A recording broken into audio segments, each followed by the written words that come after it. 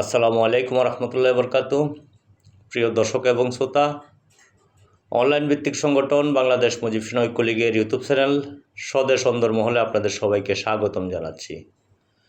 প্রিয় দর্শক এবং শ্রোতা, আজকে কিছু কথা বলবো, যে কথাগুলো হচ্ছে আমরা গত একদিন দুদিন ধরে সোশ্যাল মিডিয়াতে ভাইরাল একটা বিষয় আমরা লক্ষ্য করেছি।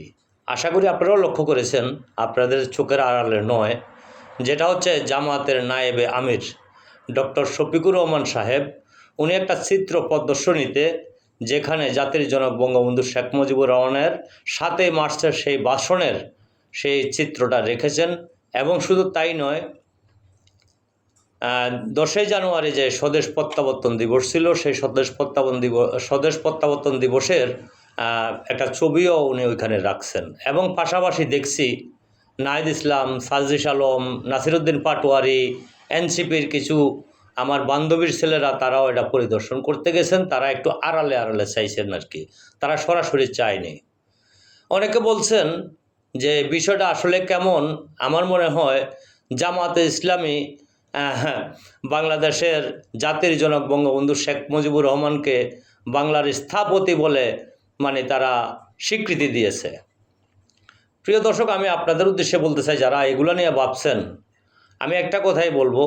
দেখেন, শয়তানি কিন্তু মাঝে মধ্যে রূপ পরিবর্তন করে, কখনো বিলাই, কখনো কুত্তা, কখনো শকুন, বিভিন্ন সময় বিভিন্ন রূপ পরিবর্তন কিন্তু তারা করে। তো শয়তানের কথা বলে তো লাভ নাই। আর আপনারা যেটা ভাবছেন, এটা আমার কাছে মনে হয় না। আমার কাছে মনে হচ্ছে এটা একটা রাজনৈতিক কৌশল।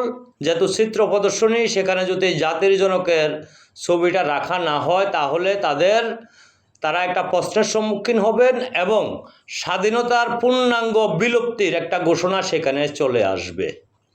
তাই তারা জাতির জনকের ছবিটা রেখেছেন পাবলিককে দেখানোর জন্য। যেমনটা আমি বলছিলাম, শয়তানে যেরকম বিভিন্ন সময় রূপ পরিবর্তন করে থাকে, সেই রূপ পরিবর্তন করার মতোই একটা শয়তানি মাত্র।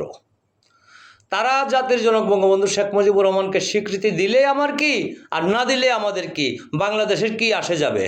বাংলাদেশ স্বাধীন হয়েছে না? বাংলাদেশ স্বাধীন হয়েছে সে 1971 সালে। তো তারা সেই স্বাধীনতাটাকে মেনে নিতে না পেরে দীর্ঘ 55 বছর পর্যন্ত তারা ভিতরভাবে নানান ধরনের কার্যক্রম পরিচালনা করে তারা এই 2024 5ই আগস্টটা ঘটিয়েছে।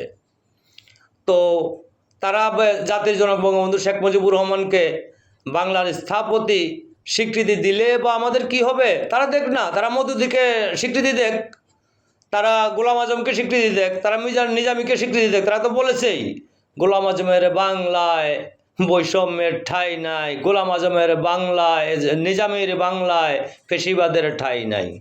তারা তো স্লোগানে দিয়েছে, তো বাকি রাখছে কি? তো এখন আবার জাতির জনকের ছবিটা কেন লাগাবে? সেখানে মওদুদির ছবি লাগাক, সেখানে নিজামীর ছবি লাগাক, আলী হাসান মুজাহিদের ছবি লাগাক, সেখানে কুখ্যাত রাজাকার যে এই কি জানি বলে শাকা চৌধুরীর ছবি লাগাক, এটাই তো লাগাইতে পারতো। তো আসলে বিষয়টা অনেকে অনেকভাবে নিচ্ছেন। আমি আমার ক্ষুদ্র জ্ঞান থেকে আমি এটাই নিচ্ছি যে শয়তানের রূপ পরিবর্তন করেছে। প্রিয় দর্শক এবং শ্রোতা, আমি আজকে এই শয়তান পর্যন্তই রাখলাম। আশা করি আপনারা আপনাদের মূল্যবান মতামত কমেন্টের মাধ্যমে জানাবেন। ধন্যবাদ সবাইকে। জয় বাংলা, জয় বঙ্গবন্ধু।